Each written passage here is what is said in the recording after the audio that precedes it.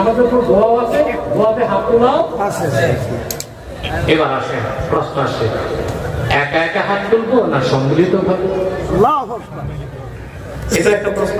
জি, ইমামে হাইসামি মাজমাউজ জাওয়ায়েদে মারফু মুত্তাসিল সনদে রওয়ায়াত করেছেন, আল্লাহ হাবিব সাল্লাল্লাহু আলাইহি ওয়াসাল্লাম বলেছেন, আমার উম্মতের কোন মুমিন যদি হাত উঠায়, বাকিরা যদি সাথে আমিন আমিন বলে, ওই দোয়া আল্লাহ ফেরত দেন। সুবহানাল্লাহ। দোয়া কবুলের সময় কখন? নামাজের পর। দোয়া আছে, হাত তোলা আছে, হাত কবুল হইতে এককভাবে হবে না, সম্মিলিত ভাবে। আরে ভাই চশমা বদলাও, কাঠের চশমা দিয়ে কিতাব পড়বে কেমনে? চশমা বদলাও।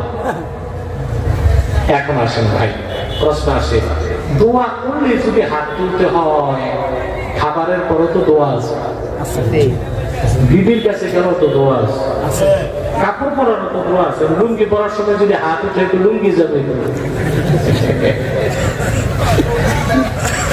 কথা বলে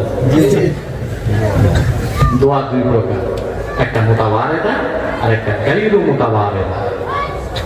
খাবারের পরে দোয়া, বিবির কাছে গেলে দোয়া, কাপড় পরার দোয়া হচ্ছে মুতাওয়ারিদা, একটা মানজিলাতিল যিকরে, এটা জিকিরের মতো, হাত তোলা দরকার না।